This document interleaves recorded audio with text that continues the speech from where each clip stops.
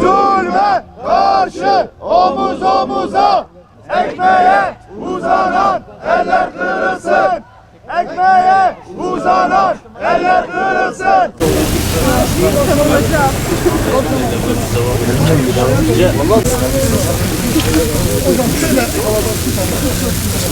Basına ve kamuoyuna, Diyarbakır'da demli belediyelerde emekçi kıyımı durdurak bilmiyor.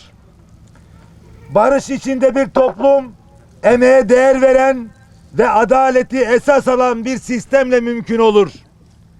Ancak Diyarbakır'da Demli Büyükşehir, Kayapınar, Yenişehir, Sur, Silvan ve Lice belediyelerinde tek sermayesi emeği ve tek derdi ekmeği olan belediye personeline kayyumun adamları kayyum döneminde işe alınmış AK Partili denilerek bir kısım çalışanları da vatan ve bayrak uğrunda şehit olanların yakınları olmalarını gerekçe göstererek belediye bizim, bizden olmayanlar çalışamaz söylem ve pratiği içinde tam bir ötekileştirme politikası izlenmiş.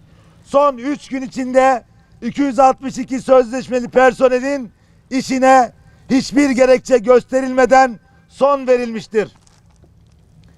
Daha önce işten çıkarılan 1200 işçi emekçi kardeşimizle beraber sözleşmeli personellerin de işten çıkarılmaları topyekün cezalandırma mantığının işletildiğinin bir göstergesidir.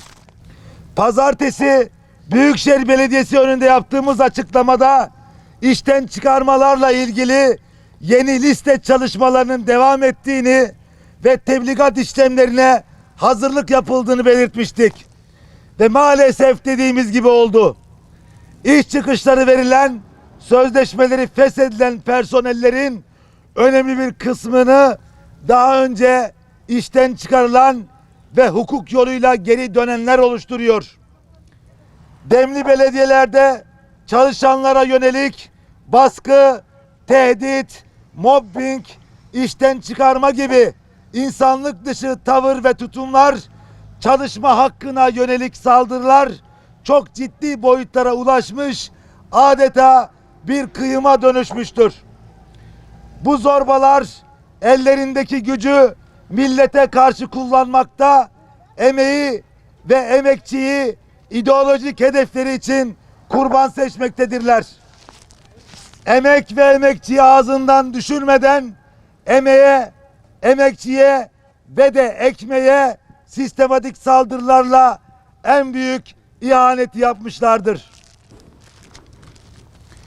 Demin emek düşmanı politikaları ve kıyımları yüzünden bu karda kışta işçi ve sözleşmeli personel emekçisi kardeşlerimiz aileleriyle birlikte ekmekle terbiye edilmeye zorlanmıştır.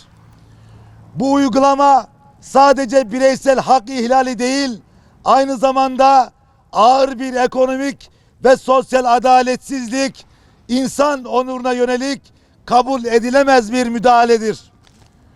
Sömürü düzenine karşı, ekmeğe ve emeğe yapılan saldırılara karşı, sahtekarlıklara, düzenbazlıklara karşı omuz omuza direnecek, hep birlikte kazanacağız. Zulme karşı yargı ve idari bütün yolları kullanmaya devam edeceğimizi, bu saldırılar karşısında susmayacağımızı, meydanları zalimlere dar edeceğimizi, zulme papuç bırakmayacağımızı tekrar ilan ediyoruz. İçişleri Bakanlığı'nı ve Adalet Bakanlığı'nı anayasal hakları ayaklar altına alanlara karşı göreve çağırıyoruz. Ve bütün onurlu emekçileri emeğe ve ekmeğe yapılan sistematik saldırılara karşı dayanışmaya davet ediyoruz. Dün de söyledik, bugün de söylüyoruz. Toplumsal barış ancak emeğin hakkının korunduğu, eşit ve adil bir çalışma ortamının sağlandığı toplum ve kurumlarda varlığını ve gerçekliğini bulur. Terörsüz Türkiye süreciyle milli dayanışma, kardeşlik ve demokrasi ortamı içinde milli birlik ve beraberliğimizi pekiştiren toplumsal barışı güçlendiren çalışmaların en yoğun anında barış sürecin ruhuna ve toplumsal güvenin inşasına sabotaj niteliği taşıyan bu türden uygulamalara ivedilikle son verilmelidir. Memur sen olarak belediyelerdeki emekçi kıyımlarına karşı mücadelemizi kararlılıkla sürdüreceğimizi, emeğe ve toplumsal barışa sahip çıkacağımızı, adaletin tesis edilmesi ve mağduriyetlerin giderilmesi için belediye yetkilileri başta olmak üzere tüm yetkilileri göreve çağırmaya devam edeceğimizi kamuoyuna saygıyla duyuruyoruz.